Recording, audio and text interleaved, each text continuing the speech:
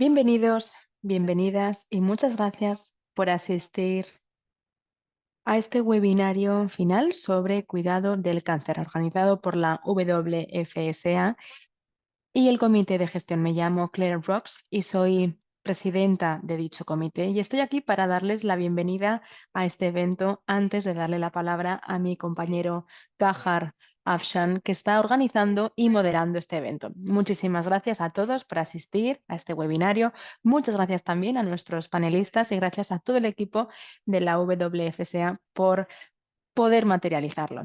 Algunas cuestiones técnicas antes de comenzar. Quien no esté hablando estará silenciado y estarán apagadas las cámaras. Habrá algunos participantes que vengan de países anglófonos o hispanohablantes y tendremos algunos participantes que quizás hablen en español. Así que tenemos servicio de interpretación simultánea disponible.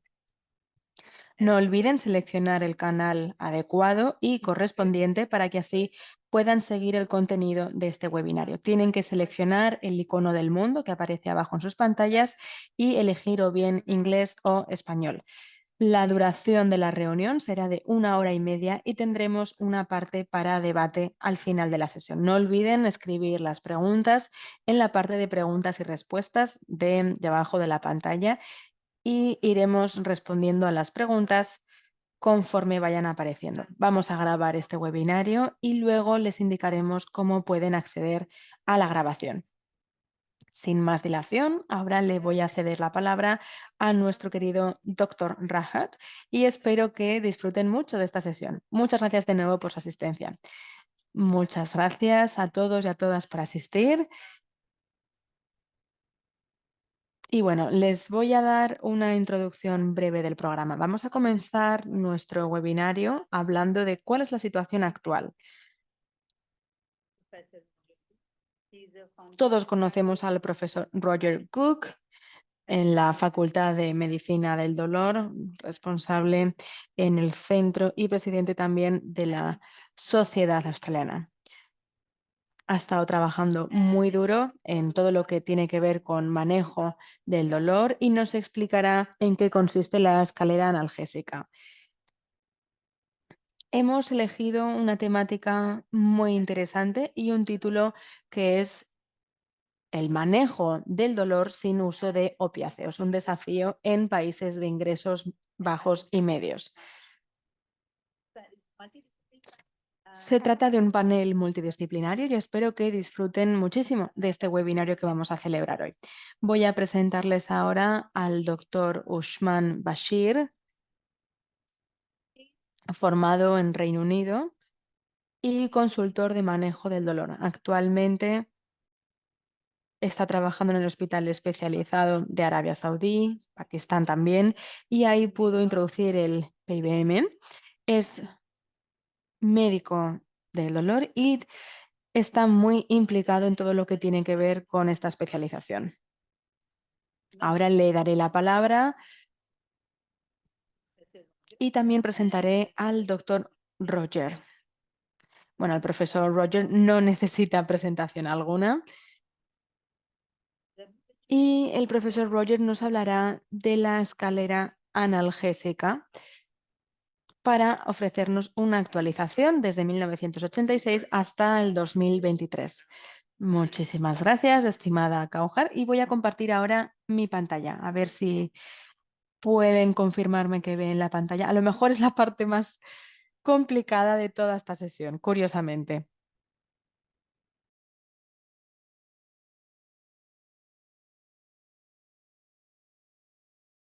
Bueno, espero que puedan ver correctamente la pantalla.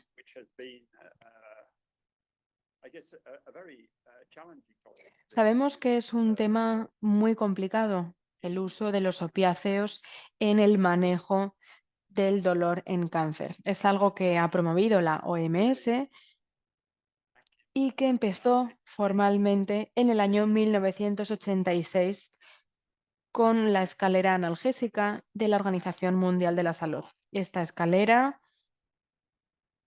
ha sido revisada por la OMS hace ya unos años y es precisamente de esto de lo que voy a hablar en este panel.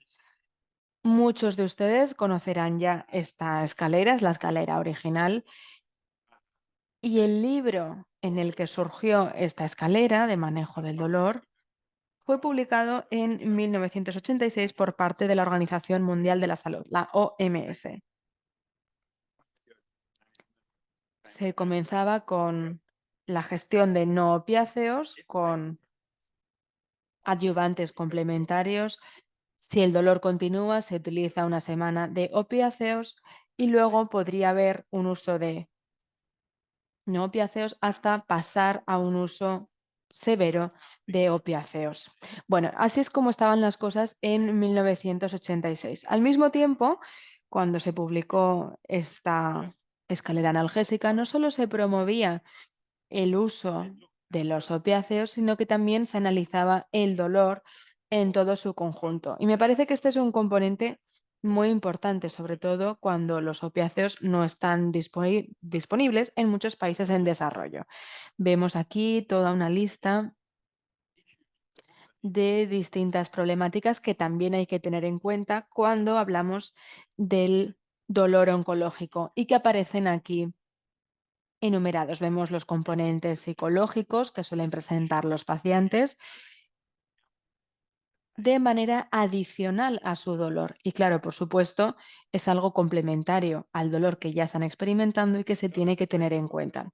Como decía anteriormente, la Organización Mundial de la Salud revisó estas directrices en 2018 y vamos a hablar de cuáles son las recomendaciones actuales por parte de la OMS. Aquí vemos la escalera original de 1986 a la izquierda y vemos la escalera actual en 2018, que en realidad no es muy diferente, pero lo que sí que es diferente es que la OMS utilizaba una terminología distinta para los opiáceos. Entonces, en la fase 1 no hay ningún cambio, en la fase 2 quitan ese concepto de opiáceos débiles y en la fase 3 quitan el concepto de opiáceos severos o fuertes y simplemente se quedan con opiáceos. Entonces, este es el único cambio que se ha producido en realidad. Vamos a hablar de qué implica todo esto.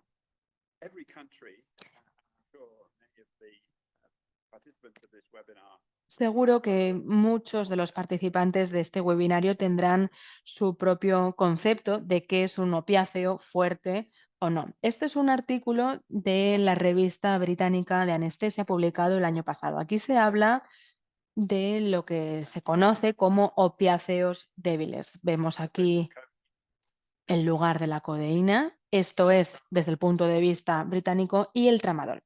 Uno de los problemas del etiquetado de los fármacos que consideramos fuertes es que no hay una definición clara. Y según las fórmulas de Reino Unido, se podría decir que el tramadol es fuerte, pero según la OMS es un opiáceo débil. Entonces, claro, es muy difícil si queremos ofrecer una manera estandarizada en lo que respecta al análisis de los fármacos. Y seguro que en el debate que tendremos después hablaremos precisamente de esto, de qué son los opiáceos débiles o los opiáceos que no implican el uso de morfina, si están disponibles, en qué medida y dónde. Bueno, vemos aquí la diferencia entre 1986 a la izquierda con los no opiáceos, opiáceos débiles y opiáceos fuertes. Tenemos aspirina con paracetamol, luego pasamos a opiáceos débiles con codeína, la dextroproporfina, que está como alternativa, que está en los mercados de países de ingresos altos, y luego ponemos los opiáceos fuertes con la morfina y las alternativas como metadona. Vemos a la derecha que hay algunos cambios, pero vemos que hay distintos fármacos que se han añadido desde 1986. Vemos que la aspirina sí que sigue ahí, pero ha sido sustituida por los fármacos antiinflamatorios no esteroideos. Vemos que se sigue utilizando ese concepto de opiáceos débiles y fuertes, y como débil estaría solamente la codeína, mientras que sí que hay una amplia gama dentro de los opiáceos fuertes. La OMS también ha seguido publicando documentos de suma utilidad. Aquí vemos un documento que se publicó este año y que es un seguimiento a la nueva escalera. Se llama Left Behind in Pain. Aquí se analizan cuáles son las variaciones a nivel mundial, vamos a hablar de ello, y cuáles son las barreras y las distintas acciones que podemos llevar a cabo para promover un acceso seguro a los opiáceos. Aquí tenemos la nueva escalera de la que les hablaba. Y uno de los desafíos de esta escalera analgésica es si verdaderamente necesitamos el paso 2. Seguramente habrá algunos médicos que opten por no opiáceo y adyuvante. Y si no es suficiente para el manejo del dolor, entonces pasarán al opiáceo. Entonces, hay un argumento que nos hace preguntarnos si el paso 2 sería necesario o no. Se habría que pasar directamente al opiáceo o no. Entonces, una manera que podemos tener para resolver esta cuestión es un estudio multicéntrico que fue escrito por Mary Fallon en Edimburgo. Se trata de un estudio de etiqueta abierta randomizado y a nivel internacional. Aquí se analiza si hay una diferencia con ese uso de 2 pasos o 3 pasos en la escalera analgésica. Se hizo este estudio durante 3 años y el objetivo era hacer un análisis de personas que estuvieran en ambos grupos. Por ejemplo, gente que estuviera experimentando un dolor mayor de 4/10 y tratarlos dentro de un grupo de no opiáceos, y el objetivo era que el dolor bajase a menos de 4/10. ¿Cuál fue la conclusión de este estudio? Pues que no había diferencia entre los dos grupos de este estudio. Es decir, no había diferencia si optabas por una escalera de 2 pasos o de 3 pasos. Aquí el argumento era que según las evidencias no se necesitaría, por lo tanto, este paso 2 dentro de la escalera analgésica. Y precisamente es lo que se suele hacer en la práctica médica y en la práctica oncológica. Veamos aquí los fármacos adyuvantes que están disponibles en la actualidad. Vemos que en 1986 había algunos anticonvulsantes como por ejemplo carbamazepina, fenitoína. Vemos también fármacos psicotrópicos, que son los que aparecen aquí enumerados y son los principales tranquilizantes, y luego vemos también los corticosteroides. Ha habido una verdadera revolución en los fármacos adyuvantes con los antidepresores, como por ejemplo la amitriptilina y los fármacos que vemos aquí a la derecha. Vemos que siguen presentes los anticonsulvantes y se están añadiendo también los bisfosfonatos y los esteroides. Hablaré ahora de los esteroides. Por lo general, no se consideran como analgésicos, pero sí que se utilizan ampliamente en el manejo del dolor oncológico y por lo tanto podemos considerar y tener en cuenta su papel. Para tratar de ver las evidencias en los fármacos que utilizamos, pues aquí tenemos un buen punto de partida. Vemos que se ha hecho una revisión del papel de los opiáceos y de la morfina en particular, sobre todo en el manejo del dolor oncológico. Entonces, esta es una revisión de las revisiones Cochrane. Se han hecho numerosos estudios en más de 13.000 participantes y vemos que eran pacientes que tenían un dolor moderado a severo. Había muy poquitos que estaban en un grupo de control placebo. Y el diseño predominante en la mayoría de los estudios era que lo que se hacía con el fármaco era ajustarlo para el efecto que se quisiera obtener o para el acontecimiento adverso. El resumen de este estudio es que 19 de 20 participantes con un dolor moderado a severo podían pasar a un dolor inexistente o un dolor aceptable a los 14 días. Sin embargo, aquí la mayoría de los participantes experimentarían un acontecimiento adverso y un 10 a 20% de esos participantes tendría un acontecimiento adverso no tolerable y por lo tanto tenían que finalizar con ese tratamiento. Vemos, por lo tanto, que la morfina sigue siendo el opiáceo de referencia, pero hay muchos efectos secundarios, como se pudo observar en este estudio. Veamos ahora los no opiáceos y las opciones no farmacológicas. Esto es lo que decía anteriormente. Es precisamente parte de las preocupaciones que tienen los participantes y los pacientes, ese miedo a morir, esa ansiedad.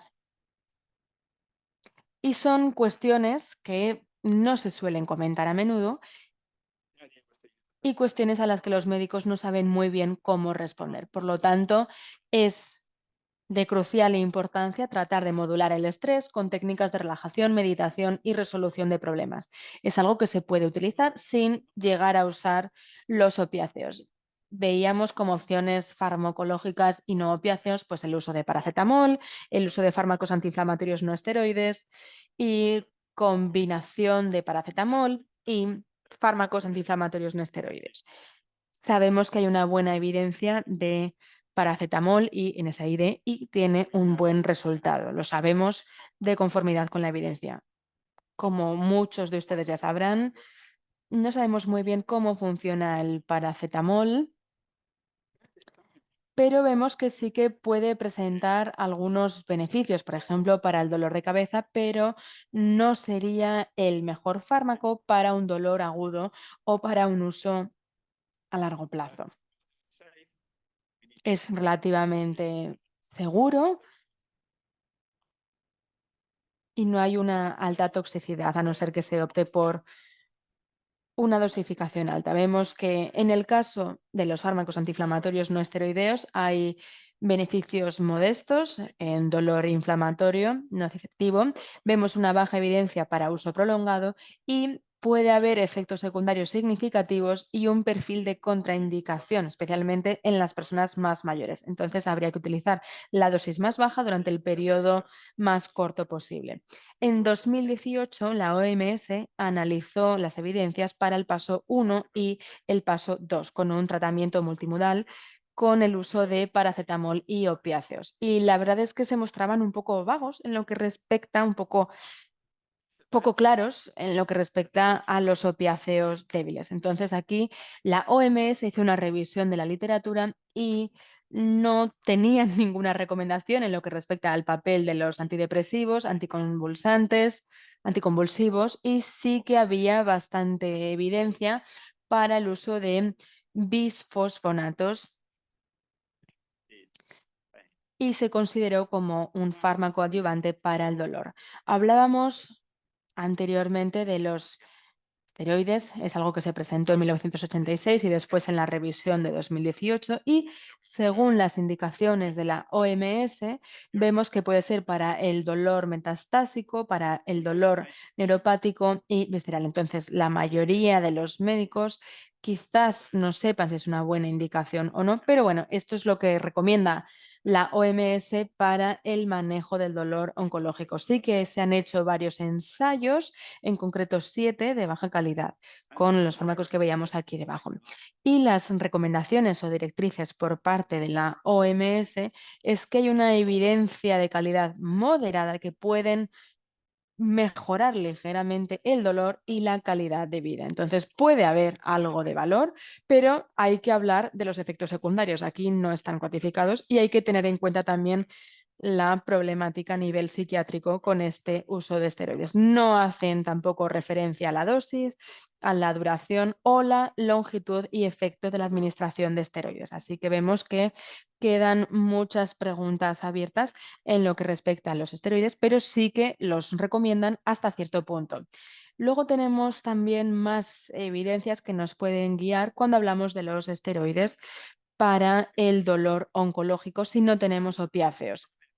Vemos aquí una revisión que se realizó en Australia sobre medicina paliativa en 2021, realizada por Janet Hardy, y aquí analizaban cuál era el uso de calidad basado en la evidencia de corticosteroides en el cuidado paliativo de pacientes con cáncer avanzado. Es una revisión muy interesante que les voy a exponer ahora. Estos se usan en muchos contextos Es cierto que son comunes los efectos secundarios y también ese debilitamiento, y el uso normalmente no es consistente con los principios de calidad de uso de la medicina. Y esto, digamos, que se debe a que no hay evidencia científica de cara a su uso. Sí que se vio un apoyo para la gestión inicial del uso de corticosteroides, como la compresión de la médula espinal, la obstrucción intestinal maligna, la linfangitis carcinomatosa, la obstrucción de la vena cava superior. Y es interesante, pero aquí lo que están lo que están haciendo es tratar una condición, ¿no? En el caso de los corticosteroides, estos ensayos cortos en la gestión del dolor y también en la anorexia relacionada con el cáncer, pues se vieron que había beneficios que no eran desconocidos, los beneficios en otros síntomas. También la dosis baja de esteroides usadas menos de 2 semanas era bastante poco probable que diese, en este caso, pues toxicidad aparte de la hiperglicemia. Hablaremos más de esto en otra sesión, a ver si hay una cuarta escalera, ¿no? El ver si esto no está funcionando, pues ver que pueden tener un papel en una población muy seleccionada y bueno, no voy a comentar mucho más a este respecto. Y rápidamente quiero comentar estos opioides que no son muy típicos, ¿no? Hablábamos del tramadol al principio del debate, ¿no?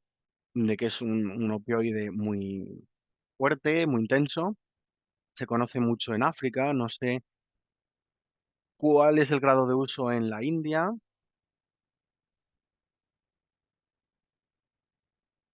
Y estos, por ejemplo, la buprenorfina o el tramadol, pues bueno, ha estado desde el año 66 en esta escalera de la OMS, e incluso puede que puedan aumentarlo, ¿no? O promocionarlo. Uno de los temas con el tramadol, esto es de un estudio de Estados Unidos, ¿no? Es que el abuso, ¿no? Del tramadol es responsable de más de 20.000 visitas anuales a urgencias en Estados Unidos. Es un gran problema en muchos lugares del mundo, muchas regiones. Y claramente está también implicado en ciertos síndromes y bueno, no voy a hablar mucho más de este tema del tramadol en estos países, y esperemos que según cómo vayamos de tiempo, pues sí que puedo eh, responder algunas preguntas que haya en el chat, o si el doctor Usman me las cuenta. Voy a dejar de compartir la pantalla ahora y le doy la palabra a la doctora Gauhar. Muchas gracias.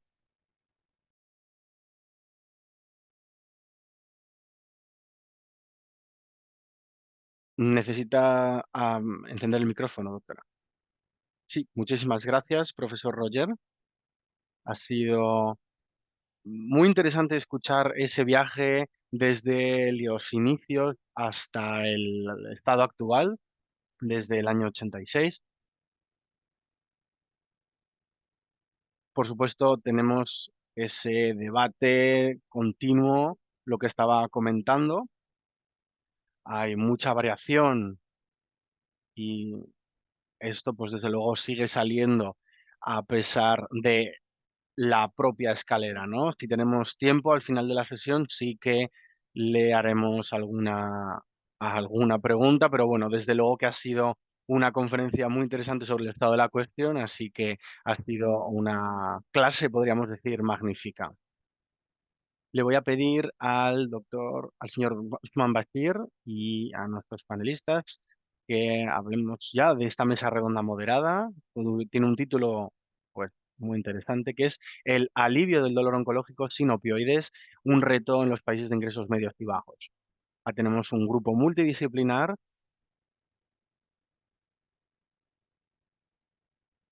y vamos a ver esta moderación de la mesa redonda por parte del doctor Usman Bashir.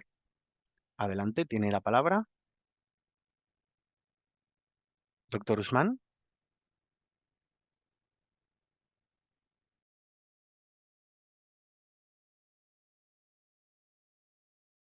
Me parece que el doctor Usman está intentando compartir pantalla, no lo sé.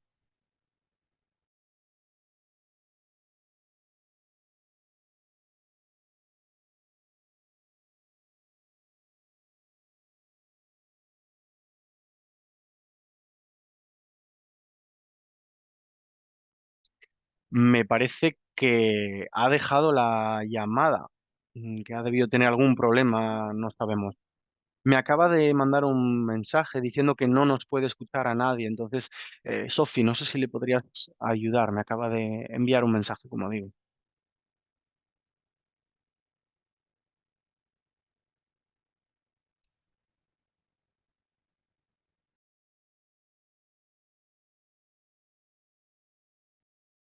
Podemos ir hablando entre los panelistas. Bueno, voy a intentar llamar a Usmar. Vamos a ir hablando, sí.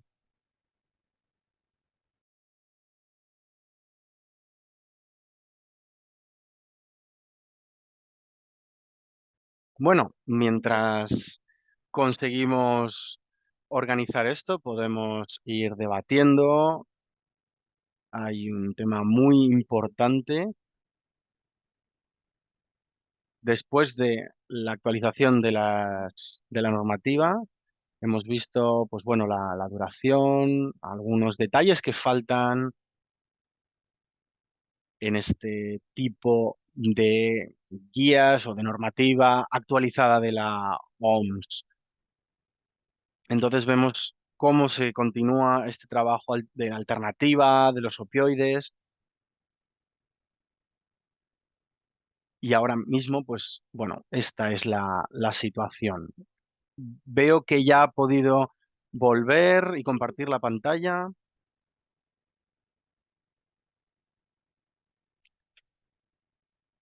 Bueno, sí, que el intérprete se disculpa, pero tenemos ponentes hablando a la vez. Muchísimas gracias por esta sesión tan interesante, doctor Roger Gouke, profesor Gouke. Vamos a contar también en la situación en Pakistán y sin más dilación vamos a empezar esta mesa redonda tan interesante. Tenemos mucha suerte de tener algunos de los mejores. Empezamos con el doctor Mularidhar Joshi de la India, que es en este caso el presidente de la Sociedad India para el Estudio del Dolor, expresidente de la Sociedad India de Anestesistas y antiguo miembro del Consejo de Gobierno de la WFSA. La doctora Beuke Singh es psiquiatra especializada y presidenta de Pain South Africa. Cree firmemente en la formación de las personas para que puedan hacerse cargo de su salud física y mental. Tenemos también al profesor Akhtar Saman, anestesista, médico especialista en dolor de la unidad médica en Sheikh Mujib y es presidente de la Sociedad Regional del Dolor de Asia Meridional, una federación de la IASP.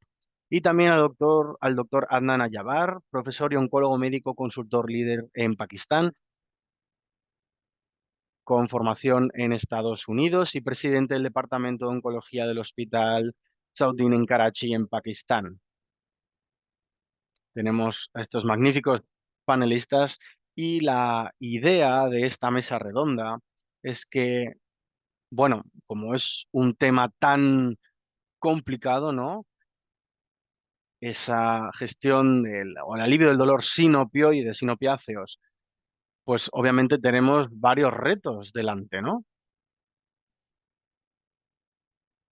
El objetivo principal es, pues, tratar los diversos aspectos con nuestros panelistas expertos en las diferentes áreas que aparecen, por ejemplo, en la pantalla. Ver cuáles pueden ser soluciones, cómo podemos continuar avanzando, seguir hacia adelante. Y quiero empezar con este panel de expertos y después, pues, podemos ir haciéndoles varias preguntas y concluiremos al final, obviamente. En primer lugar, quiero ver algunos aspectos particulares, como saben, el doctor Adnan Yabar es oncólogo y de los países ingresos medios y bajos tenemos una incidencia estandarizada de todos los cánceres de 177,6 por 100.000 habitantes y también pues en otros países de África desde hace décadas, ¿no? Es una situación alarmante y para poder resaltar un poco este tema, en primer lugar, quiero escuchar al doctor Adnan. ¿Cuáles cree usted que son las razones del aumento de la incidencia y la mortalidad por cáncer? Porque hemos visto también que la supervivencia de cáncer en los países de ingresos altos pues está aumentando, pero en los países de ingresos medios y bajos es totalmente lo contrario. ¿Cuáles creen eh, que son las razones para llevar a los países de ingresos medios y bajos a esta situación? Muchas gracias por esta pregunta y también gracias a los organizadores por haberme invitado a este debate tan interesante e importante. Yo creo que el desafío principal es que cuando hablamos de mi país, por ejemplo, somos el quinto.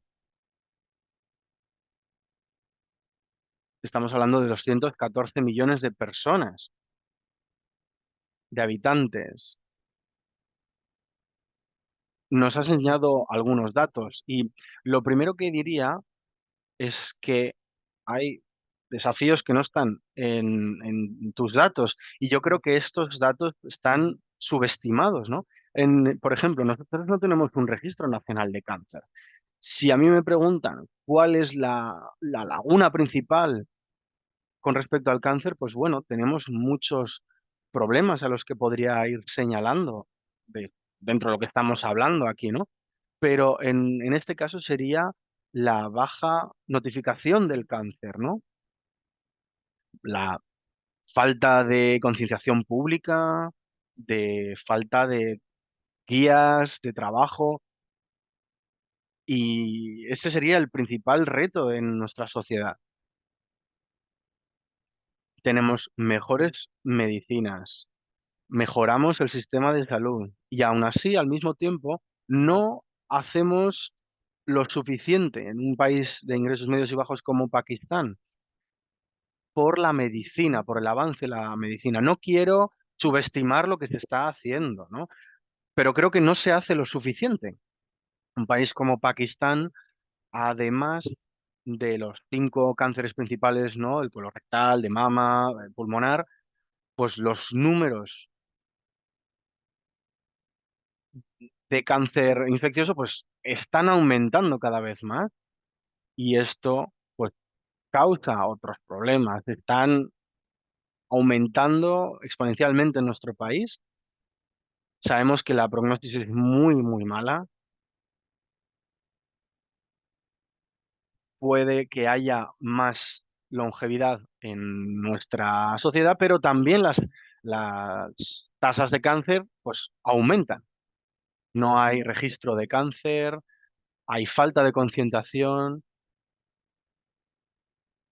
y por supuesto no se sabe nada sobre el alivio del dolor en cáncer, no solo entre los pacientes, sino incluso también entre los propios sanitarios. Bueno, yo creo que lo ha comentado muy, muy bien. A mí me gustaría hablar también de las infraestructuras sanitarias en general, ¿no? Porque tenemos una infraestructura sanitaria muy, muy desarrollada, tenemos esas pruebas de detección precoz, entre otras cosas. Entonces, bueno, usted estudió en Estados Unidos, se formó allí, ahora trabaja en Pakistán. ¿Cuáles ve que son usted las diferencias, por ejemplo, con los países de ingresos medios y bajos? Pues hay falta de infraestructura, desde luego, en el sector público.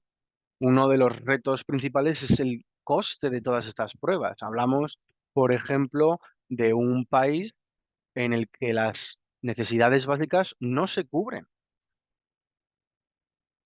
El PIB anual es tan bajo que, pues, a pesar de que los pacientes tienen algunas pruebas de detección precoz, pues tenemos menos del 5% de mamografías en este país. Cada octubre tenemos estos programas, muchos hospitales proporcionan estas mamografías, pero las personas no van. Entonces hay falta, como decía, de concienciación en nuestra sociedad. Podemos hablar de las ciudades grandes como Karachi, donde podemos tener infraestructuras disponibles, pero si vamos y nos alejamos un poquito más hacia de esas grandes ciudades, hacia las zonas más rurales o más pequeñas, hay falta de sanitarios, no tenemos políticas, y si hay políticas, pues la gente no tiene los medios. Entonces hay una necesidad drástica de que se haga algo a este respecto, no solo a esos niveles, sino también a nivel público-privado, para poder cerrar esa brecha. No, obviamente no se puede comparar viniendo de Estados Unidos, que es a lo que nos enfrentamos aquí al practicar la oncología en Pakistán, ¿no? Tenemos medicamentos para tratar el cáncer, pero aquí estamos hablando de los opiáceos. Y los que tenemos son los no opiáceos, que son los que estamos intentando usar para tratar a estos pacientes de cáncer, y la falta de estos fármacos es un desafío, un reto grandísimo al que nos enfrentamos, un gran problema. Si tenemos un paciente al que le damos morfina, hay personas que piensan que estamos matando a ese paciente, ¿no? Entonces también hay que formar a las personas, ¿no? Y enseñarles que está bien no tener dolor, porque es calidad de vida. Estos son los temas que importan, ¿no? Fenomenal. Muchísimas gracias, doctor Adnan. Yo creo que nos ha dado un contexto magnífico a todos de saber cuáles son las causas, la raíz de los problemas y cómo podemos usarlo para poder avanzar y también hablar del dolor relacionado con el cáncer, porque por supuesto sabemos que esto va a seguir aumentando, el reto de los opiáceos, así que volveré después con usted y ahora, continuando, le voy a preguntar al doctor Yoshi, ¿cuál cree usted que son las barreras principales en el sistema que dificultan el tratamiento eficaz del dolor oncológico sin usar opioides en los países de ingresos medios y bajos, especialmente sin usar esos opioides? A ver si nos puede comentar. Tengo muy poco tiempo para poder hablar de esto, que haría falta mucho más, ¿no? En primer lugar, no sé si Claire o mis compañeros, bueno, muchas gracias a ellos. Los países de ingresos altos, medios, bajos, pues bueno, sí, adelante, adelante.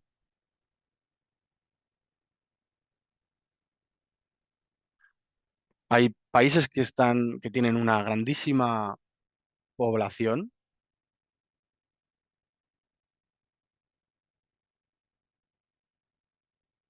y entonces, ¿qué se dice con respecto a, a la atención sanitaria? Bueno, pues básicamente que no hay dinero suficiente. Pero claro, hay mucha población, ¿no? Tenemos varios grupos, ¿no? De mucha población, pocos ingresos. Entonces, bueno, aquí lo tenemos, ¿no? De mucha población, pocos ingresos, poco de población, muchos ingresos, etcétera, ¿no? Entonces hay que entenderlo, ¿no? Lo voy a decir muy claramente, además.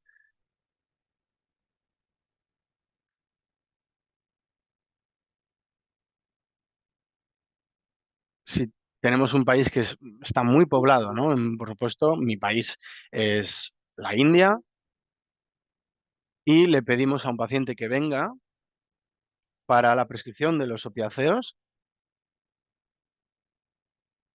porque se le pueden dar hasta un mes. Más allá de eso, no se le pueden dar más.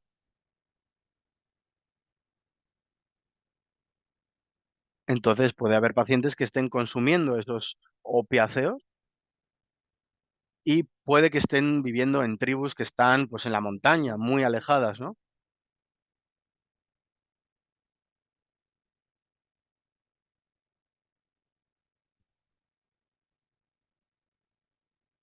Vemos que hay, pues bueno, situaciones muy claras y hay esa definición, ¿no? De qué es exactamente el uso prolongado.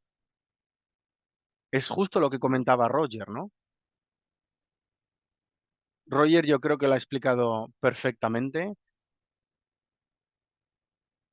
y tenía un programa también en el que hablaba de los opioides. Esta sería una de las cosas que quería compartir.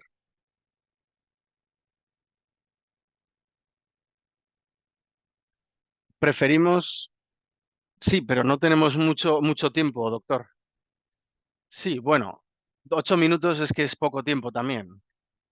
Sí, bueno, han estado hablando de Pakistán, hablaremos de Bangladesh también, pero yo creo que países de ingresos medios y bajos, pues hay que entender, por favor, bueno, yo entiendo lo que está intentando enfatizar y resaltar usted, ¿no?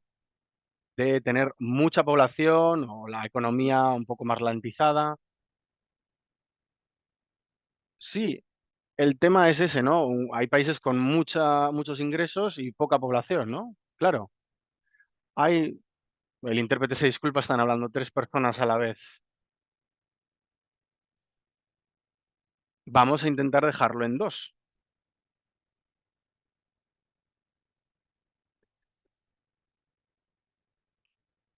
Sí, doctor Usman, se lo estoy comentando precisamente, sí. Puede haber personas que vayan a una gran ciudad para el tratamiento, se le puede dar, por ejemplo, la morfina, como estamos comentando, pero no es posible, doctor Usman. Y por eso, precisamente, tenemos este webinario. Sí, ¿puedo interrumpiros? Sí, es que yo creo que, a ver, el doctor ha estado practicando los tratamientos para aliviar el dolor durante muchos años y bueno, al final lo conoce la situación en India y lo que queremos ver es, obviamente, claro, hay muchísimos retos a los que nos enfrentamos de la población, el presupuesto que hay para sanidad,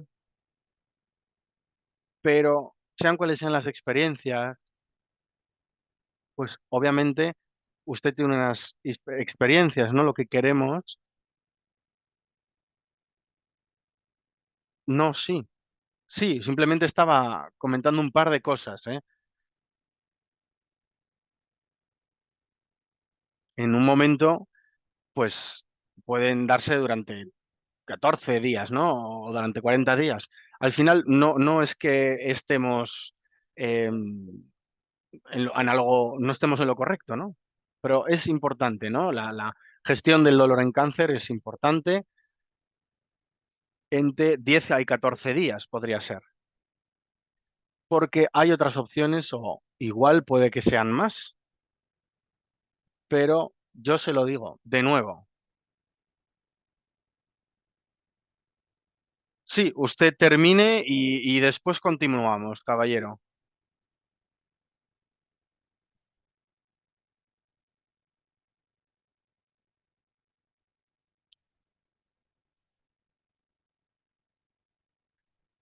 Yo creo que lo mejor sería no esperar 9 meses, porque hay personas que no se lo pueden permitir. Igual en Pakistán, pues es una situación diferente, que no es el caso de la India, pero bueno,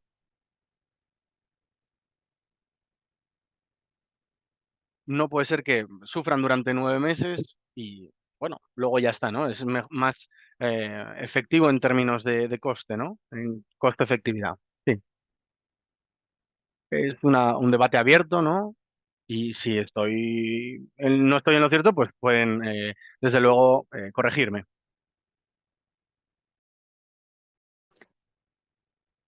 La verdad es que lo que ha expuesto es muy pertinente, Muralidad, porque claro, usted vive ahí y conoce muy bien la situación.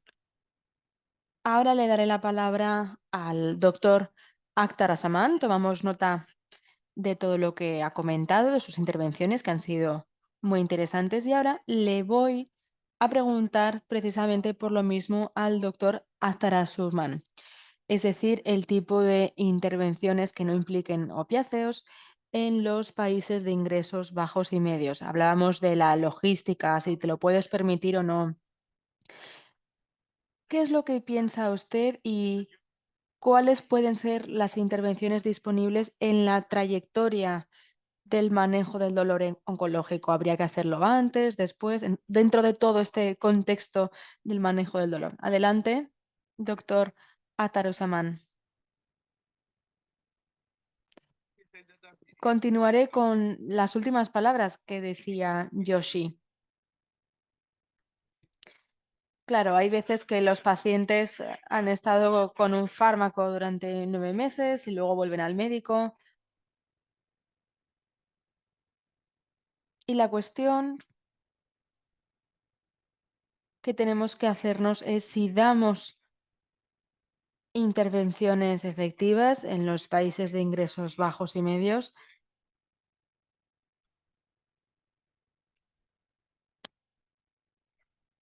Y hay que ver cuál es la situación. La intérprete se disculpa, pero hay varios ponentes hablando a la vez.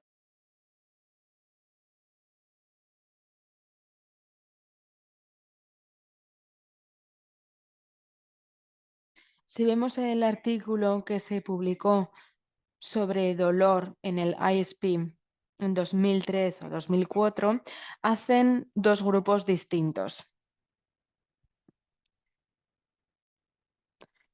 Uno es con opiáceos y otro es sin opiáceos. Entonces, la conclusión de este estudio, de este artículo, es que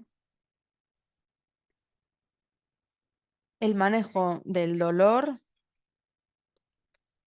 puede llegar a ser mejor en función del tipo de fármaco que se esté ofreciendo.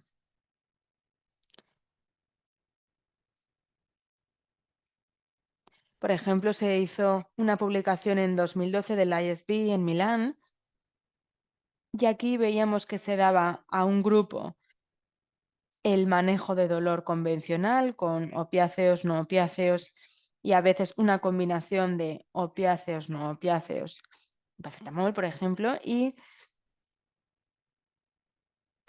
al otro grupo se le administraba otro tipo de tratamiento. Entonces, la pregunta es, ¿cuál va a ser el coste? ¿Se lo va a poder permitir la gente si no está financiado por el gobierno?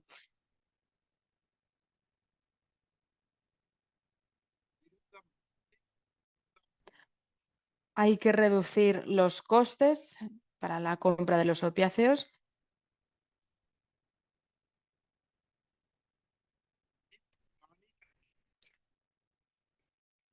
y tenemos que poder financiar estos fármacos para que las personas tengan más calidad de vida.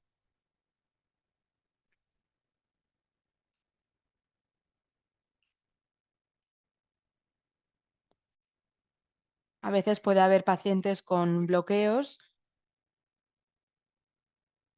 y bueno, esa es la experiencia que hemos visto nosotros en países de ingresos bajos y medios. En el caso de los grupos de países de ingresos altos, ahí sí que la situación sí que será diferente con los opiáceos, porque se opta por el paso 2 y 3 y también por los fármacos antiinflamatorios no esteroideos. Vemos que hay toda una epidemia de opiáceos Y yo lo que haría es ponerlo a disposición de la población en grandes ciudades como Dhaka, Bombay, y de esta manera podemos poder finalizar y frenar esos bloqueos, ahorrar dinero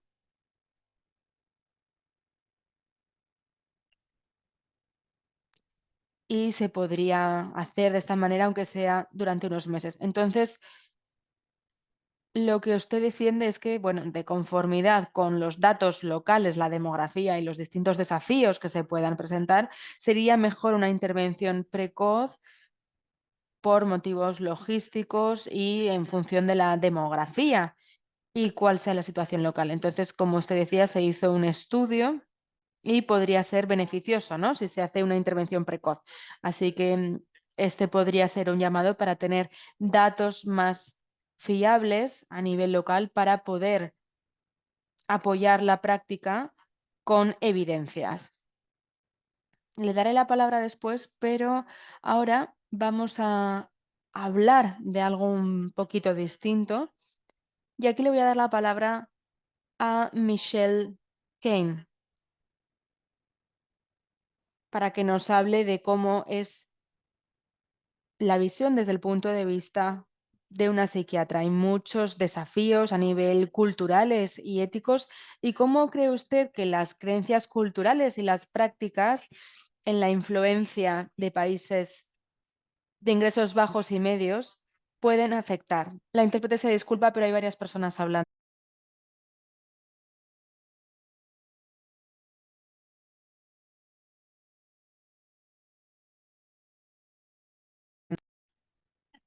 Vale, pues tenemos que recordar entonces que cuanta más población, menos privilegios habrá.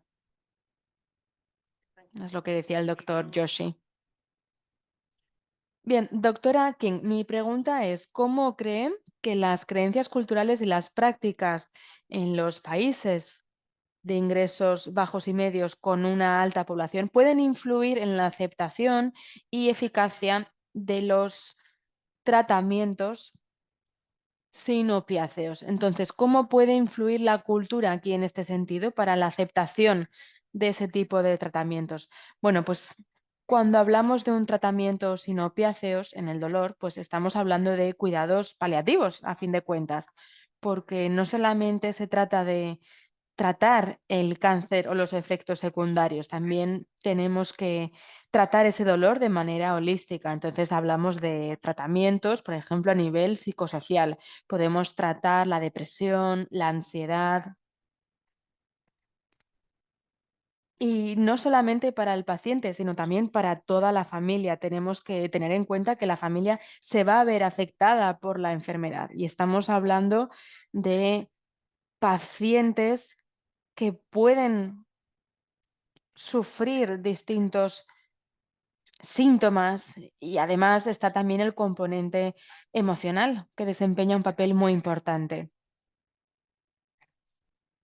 También tenemos que tener en cuenta la actitud de las personas en lo que respecta al dolor y cuál es su actitud, independientemente de cuál sea tu contexto cultural.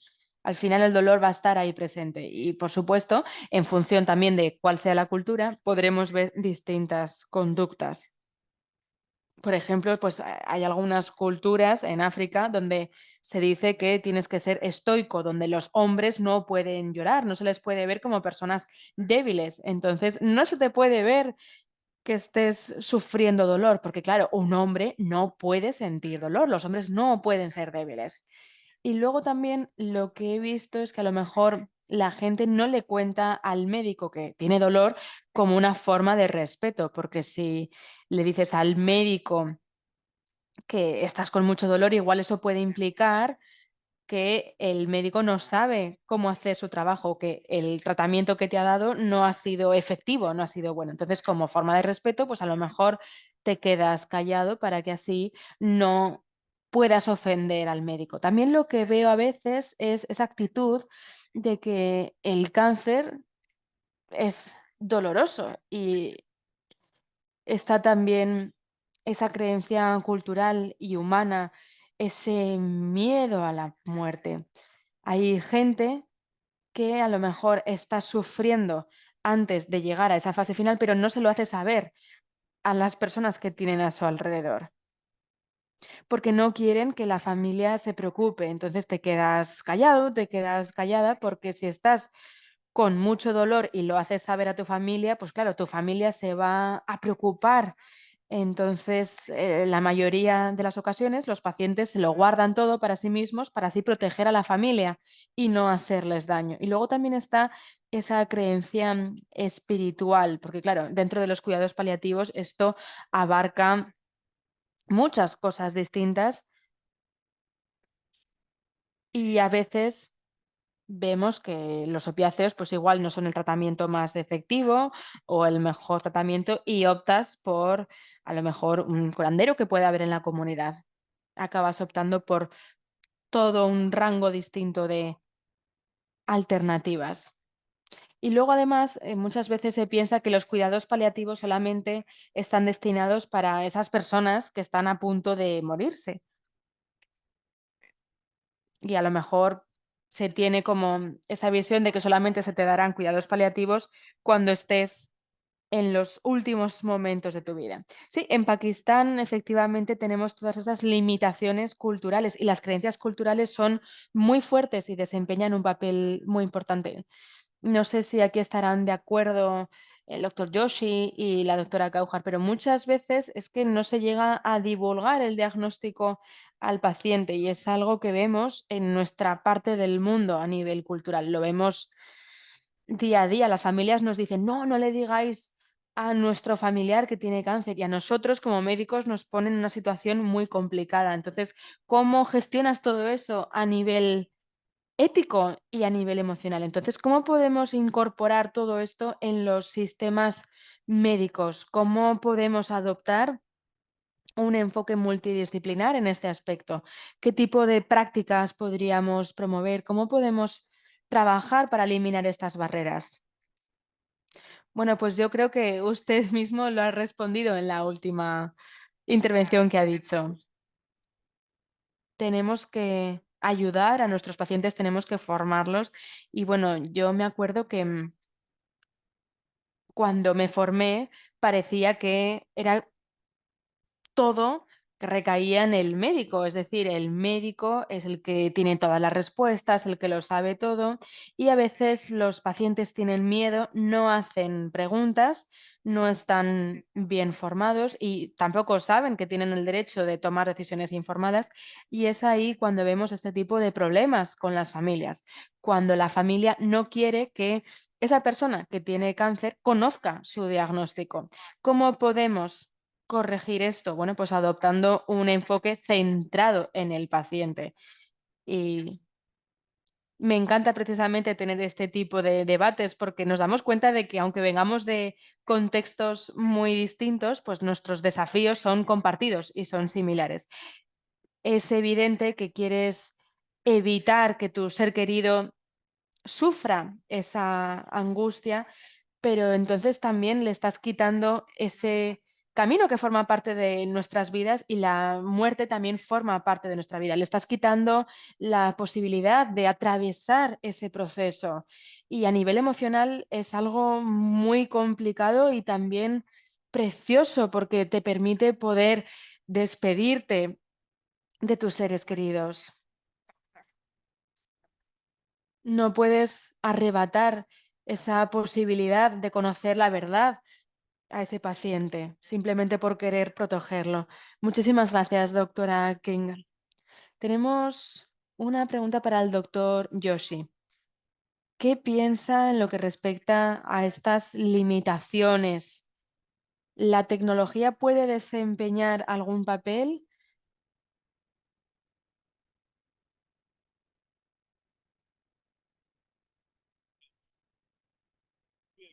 Muchas gracias, Usman, por la pregunta. Bueno, como decía anteriormente, cuanta más población, menos privilegios habrá.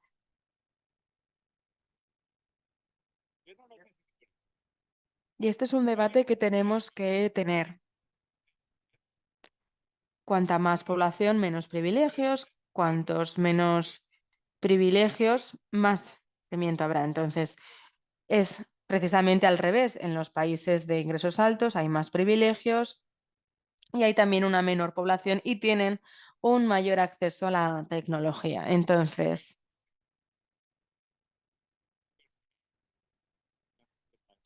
estamos hablando aquí del manejo del dolor oncológico y muchas veces no podemos ver a nuestros pacientes todo lo que nos gustaría.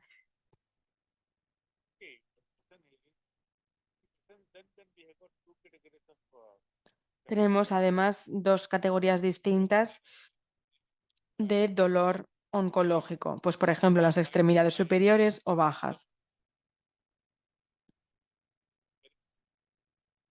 En las extremidades periféricas y en las extremidades bajas llevamos a cabo el proyecto CLEAN.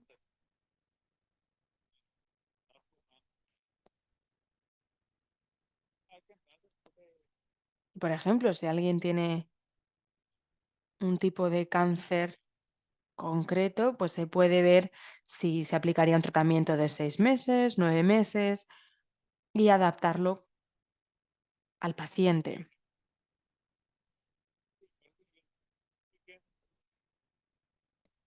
Tienes que analizar también durante cuánto tiempo va a funcionar ese tratamiento.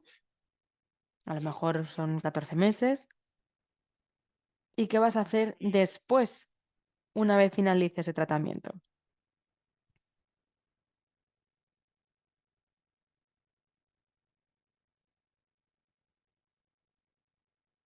Ver también qué es lo que pasa tras los 6 meses y a partir de ahí ir continuando. Bueno, lo que le quería preguntar, doctor Yoshi, la intérprete se disculpa, hay varios ponentes hablando al mismo tiempo.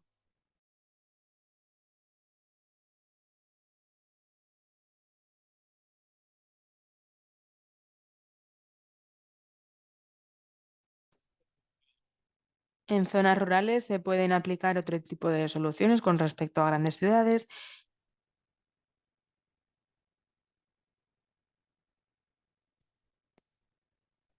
Sí, pues un muy buen uso. La intérprete se disculpa de nuevo, pero hay varias personas hablando al mismo tiempo.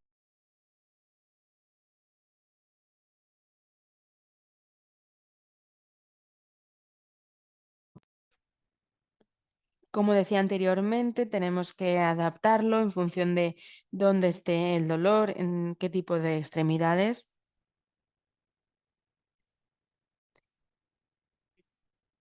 Y claro, en nuestro caso tenemos dificultades para contactar a nuestros pacientes porque a lo mejor no podemos llamarlos. Sí, toda la razón.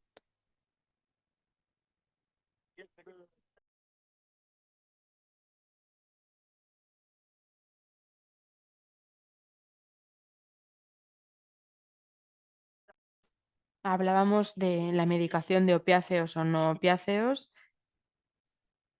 Sí, sí, muchas gracias, doctor Yoshi, pero ahora le daré la palabra a la doctora Michelle, que tiene la mano levantada.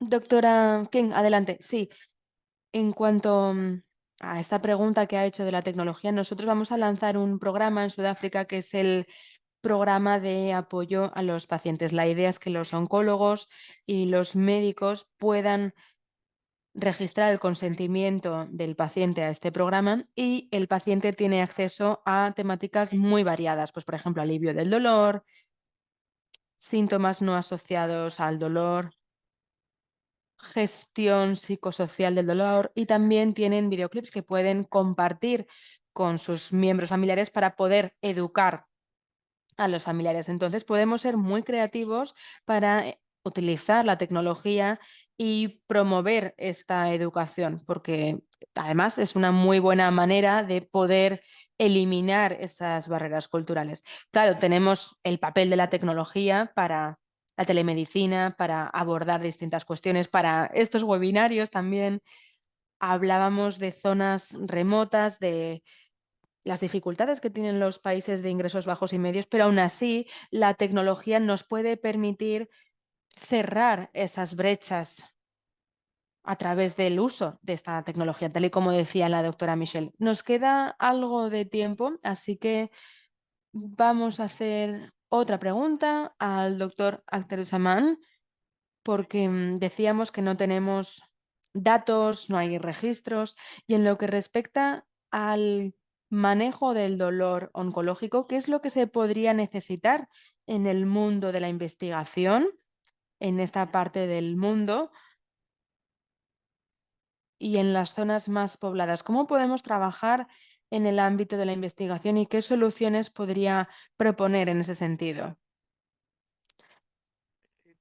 Pregunta para el doctor Adnan Jabbar. Bueno, hablábamos de los desafíos a los que hacemos frente en el día a día con nuestros pacientes y el problema es que muchas veces trabajamos en silos, de manera aislada. Entonces, lo que tenemos que hacer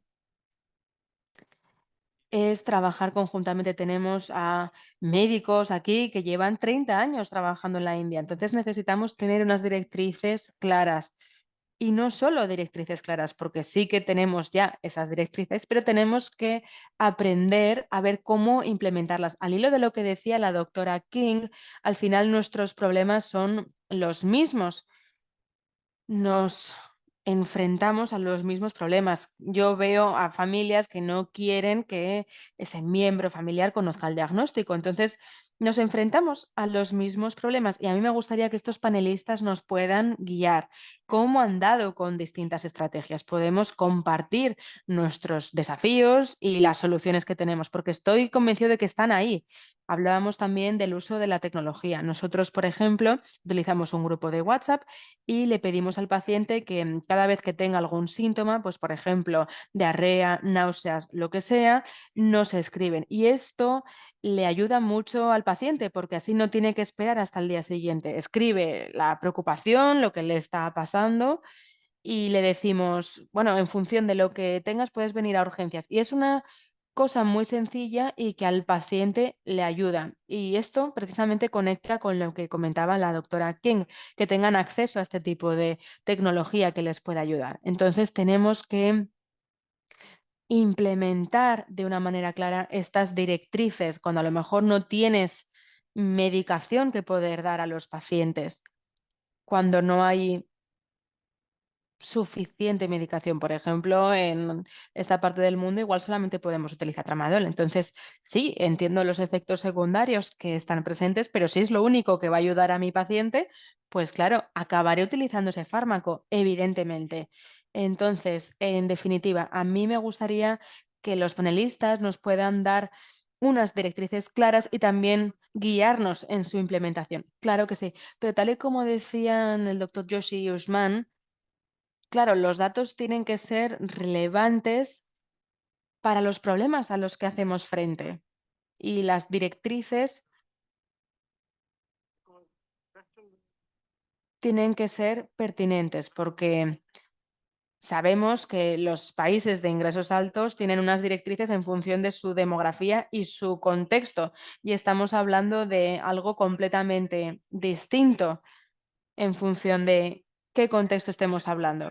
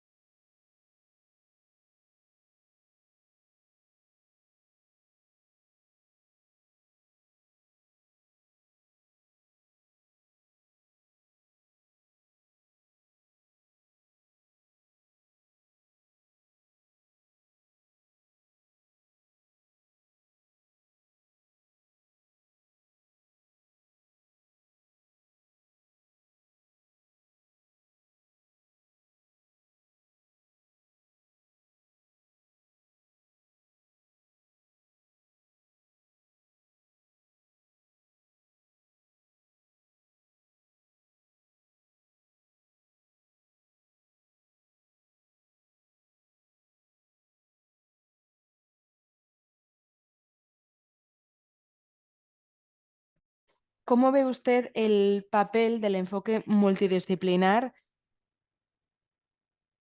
y propondría alguna solución? Porque sabemos que el enfoque multidisciplinar puede ser crucial en este tipo de tratamientos.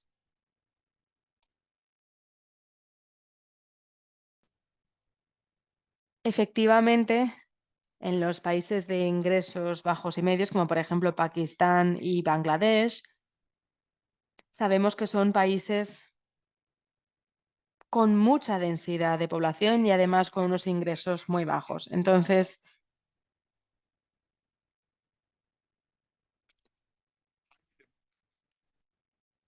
tenemos que ver cómo podemos adaptar los cuidados y los tratamientos a nuestra situación. Se requiere efectivamente de un enfoque multidisciplinar y es algo que se puede implementar en la gestión del dolor oncológico.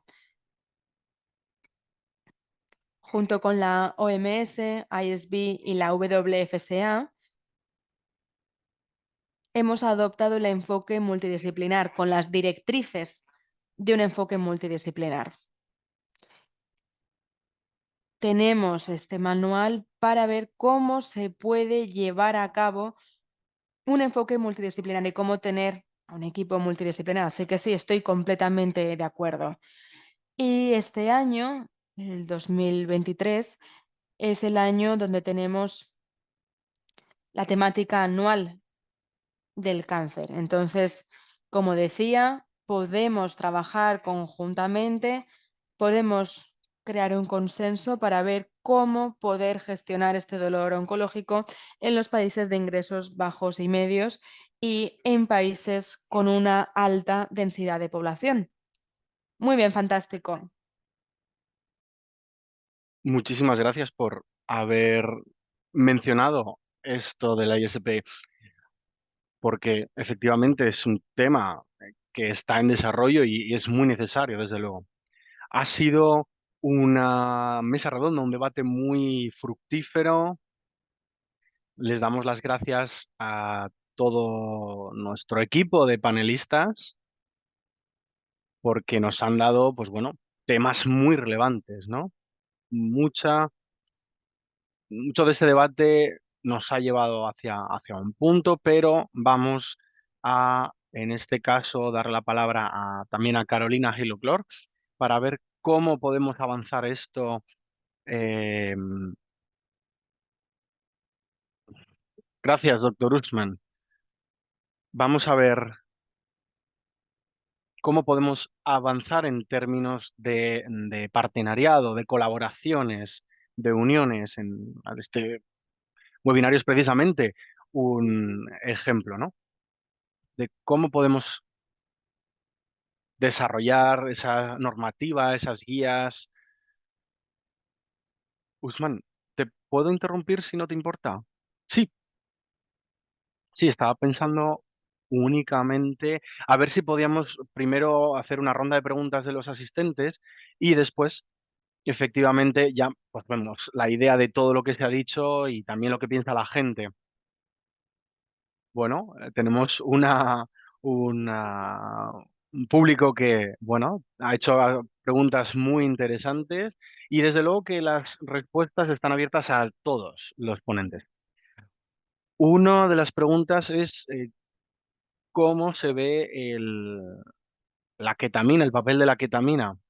Si ha habido alguna experiencia de alguno de los ponentes. Está abierta a todos los panelistas esta pregunta.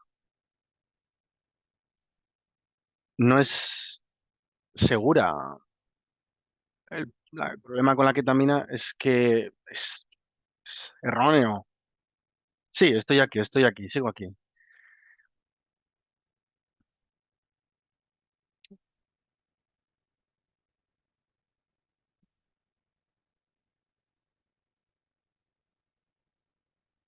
Esto va a continuar pasando y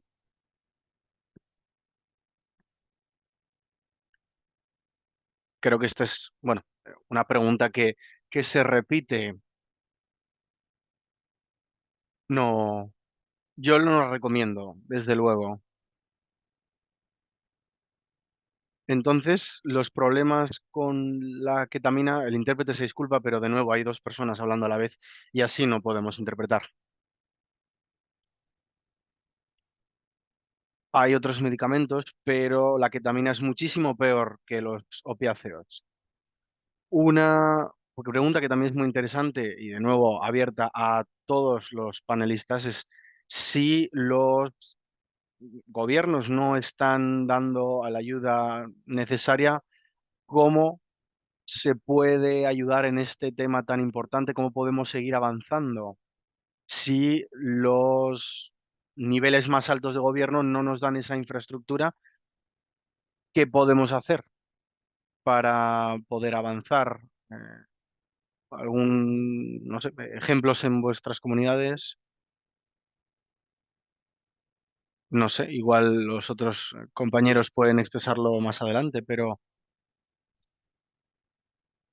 la situación que tenemos en la India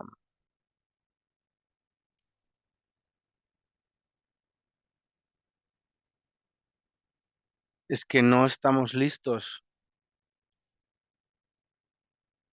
Obviamente, de nuevo, otra vez, tenemos ese tema de cuando hay ciudades muy pobladas o con mucha población, con menos ingresos o de menos población.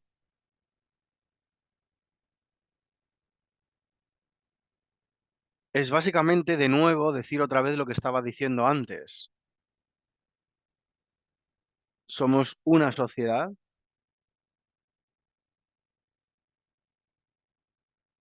Las sociedades de anestesistas no estamos del todo preparadas. Hay que entenderlo para tener en cuenta estas diferencias. Hay que entenderlo así. Las sociedades de anestesistas. No, por supuesto, cada país tiene muchas cosas, pero el tema es que cada país va a tener sus retos, sus desafíos.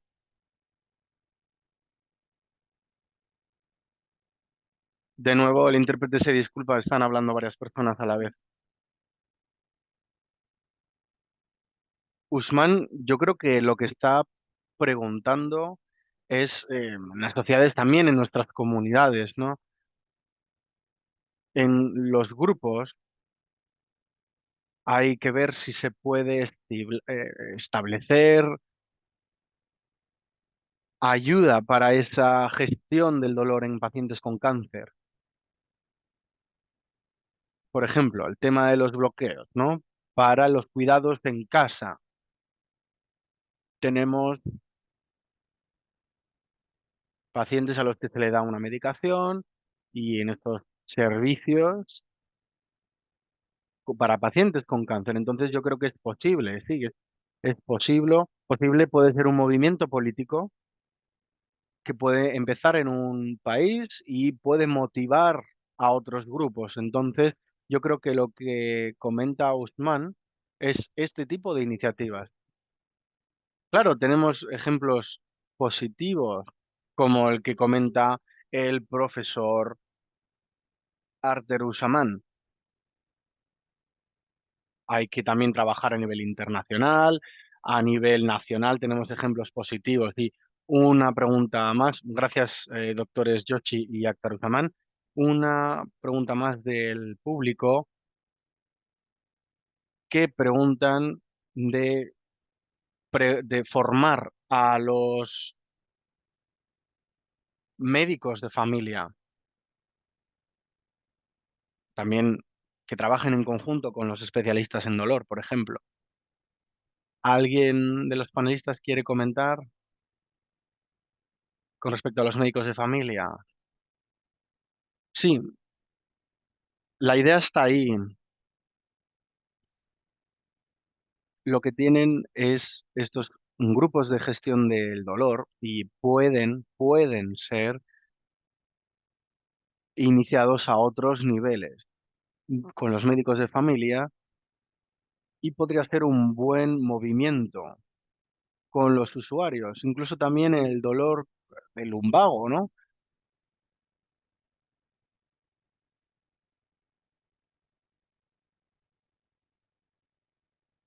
Es muy interesante lo que hemos estado viendo de los diferentes niveles de gestión del dolor, ¿no? Y se inició en el año 2013 yendo hacia los niveles de médico de familia, tratando con esos médicos de familia, especialmente con los pacientes que sufren el cáncer. Claro, doctor Usman, sí. Sí, adelante, doctor Yoshi.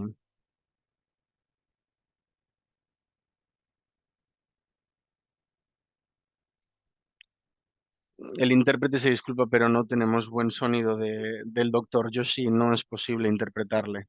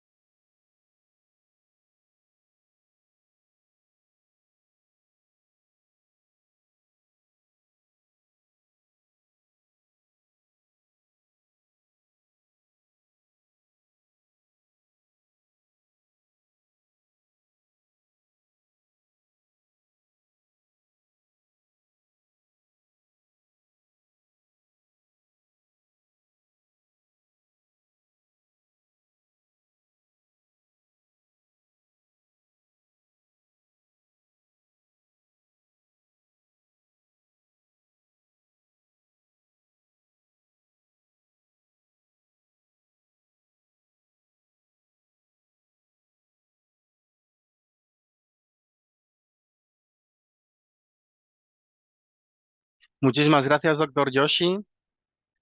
No tenemos mucho más tiempo, así que vamos a continuar. Cualquier persona que venga, le invito a una taza de té.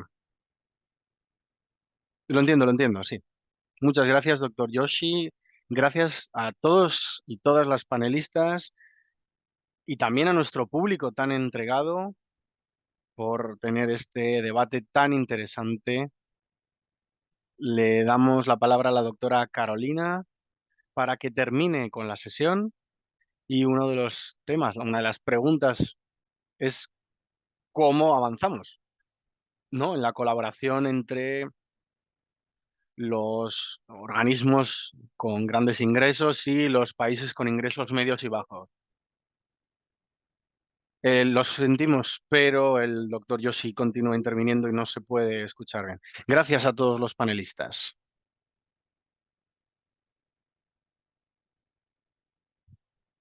Doctora Carolina, muchas gracias, Usman. Lo has hecho fenomenal, has moderado fenomenal, cubriendo muchos temas, gestionando bien el tiempo con los panelistas. Entonces, si Carolina veo que está conectada, a ver si puede concluir este debate tan interesante. Sí, aquí estoy. Perfecto, perfecto, querida, muchas gracias. Te doy la palabra, te cedo la palabra. Gracias también al al profesor Roger Gouke, ¿no? Por esa charla sobre el estado de la cuestión tan interesante. Adelante, Carolina. Muchas gracias. Bueno, por resumir y tener un poco ese cierre, pues muchísimas gracias a la WFSA por organizar este webinario, viendo pues los retos, ¿no? Los desafíos a los que nos enfrentamos, también a los expertos del Comité de Gestión del Dolor por proponerlo, ¿no? Y también a Roger, que nos ha dado una charla sobre el estado de la cuestión muy, muy buena. También gracias a nuestro grupo de prestigiosos panelistas que nos han dado esa perspectiva viendo los desafíos a los que se enfrentan en sus comunidades, en su entorno más local. Yo vivo en Honduras, que bueno, es un país que se considera un país de ingresos medios o bajos por parte del Banco Mundial. Tenemos 9 millones de personas, de habitantes. Tenemos pues esos desafíos que han mencionado los panelistas en Honduras. Tenemos los extremos, ¿no? De la situación económica. Hay personas muy privilegiadas, pero también hay personas muy, muy poco privilegiadas, en situación muy desfavorecida. Tenemos muchas cosas que decir al respecto de nuestro webinario. Ha sido maravilloso. Hemos tenido muchísima información y se han presentado las experiencias y la práctica de los diferentes los panelistas y, por supuesto, hay cosas que podemos hacer, ¿no?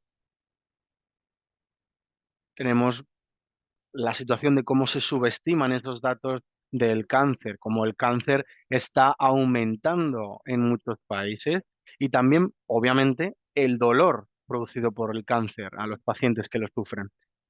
También afecta a los trabajadores sanitarios. Vemos falta de ayuda del sector público, a pesar de que en algunos países hay disponibilidad de programas. Y para cerrar esa brecha de la falta de comunicación, incluyendo los opiáceos y como decían, pues dejar o quedarnos sin analgésicos, ¿no? Y ver qué es lo que pasa en Honduras, pues estamos igual, vivimos los mismos las mismas situaciones, nos enfrentamos a los mismos retos y por eso es importantísimo educar a la gente. Por eso es parte del trabajo estratégico de la WFSA, defender, colaborar, formar, educar a esa población que existe, por ejemplo, en Latinoamérica, esa opiofobia, ¿no? También tenemos opioignorancia, podríamos decirlo, porque hay mucho que hacer con respecto a la educación. Sabemos mucho sobre las unidades de cuidado paliativo, sobre el alivio del dolor. Por ejemplo, los pacientes pediátricos no se incluye mucho con respecto a esta población en específico a nivel de hablar del dolor del cáncer. El dolor está ahí, pero definitivamente hay otras influencias, ¿no? De nuevo, en Honduras es lo mismo. Hay que estar estoico, permanecer estoico, reprimir ese dolor y a veces tenemos esas barreras al alivio del dolor del cáncer. También tengo que decir que para poder implementar esos recursos centrados en el paciente, esa educación a la población es tan importante, es crucial. También la telemedicina, entre otros temas, y la educación. Tenemos que aprender unos países de otros y por eso estos webinarios tienen este como uno de sus objetivos, ¿no? De compartir la situación en los diferentes países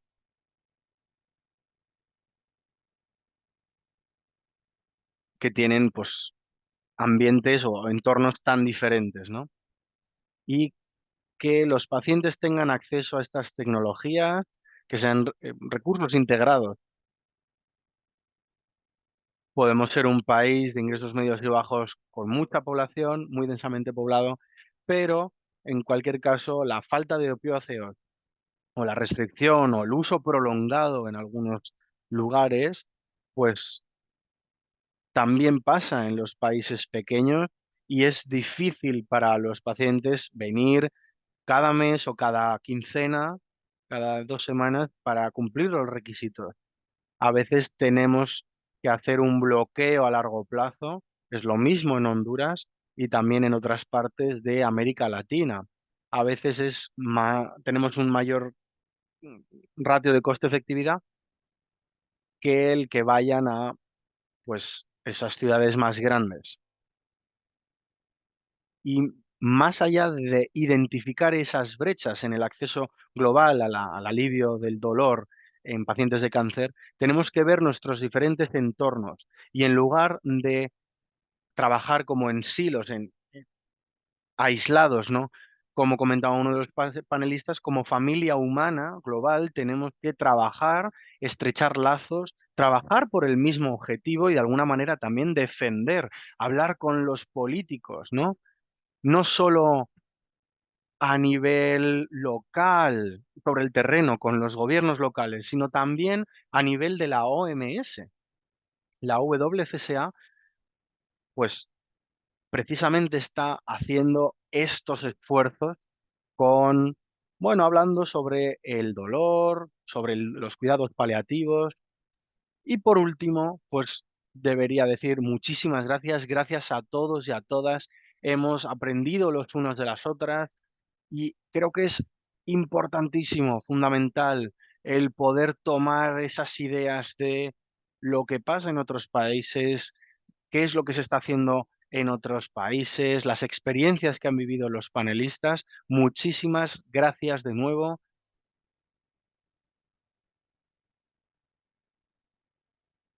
Y estos últimos segundos quiero pues hablar de nuestros Juegos Olímpicos, por así decirlo, ¿no? Nuestro Congreso Mundial de Anestesia, y vamos a hablar sobre cáncer, sobre el dolor en el cáncer, cuidados paliativos y el alivio del dolor. Muchísimas gracias a todos y a todas. Muchas gracias, Carolina. Yo creo que vamos a terminar ya nuestra sesión. Gracias, Carolina. Gracias, Claire, a todos nuestros panelistas, a esa charla tan importante sobre el estado de la cuestión del doctor Roger. Gracias a todos y a todas por su atención.